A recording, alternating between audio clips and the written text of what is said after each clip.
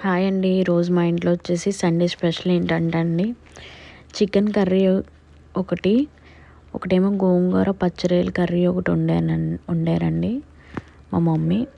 So నేను తింటున్నాను అప్పుడే భోజనం పెట్టుకొని. సో మీకు కూడా చూపిస్తున్నాను అన్నమాట.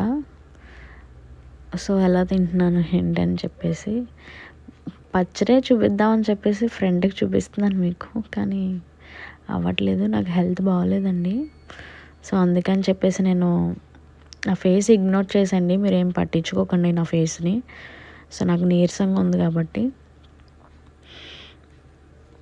చాలా బాగుంది నిజంగా చెప్పాలంటే, సూపర్ ఉంది.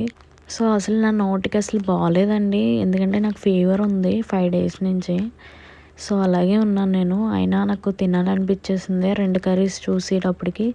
పచ్చిరొయ్యలు అయితే పుల్ల పుల్లగా ఉండి మంచి భలే ఉందండి నిజంగా. చాలా డేస్కి నేను మంచి ఫుడ్ తింటున్నాను అనిపించింది నాకు. ఇంట్లోనే మనం ప్రిపేర్ చేసుకునేదే బాగుంటుంది. రెస్టారెంట్స్కి వెళ్ళి ఖర్చు పెట్టి కన్నా ఇంట్లో ఫుడ్ చేసుకుంటేనే ఇంకా బాగుంటుంది మనకి. సో ట్రై చేయండి ఇంట్లో.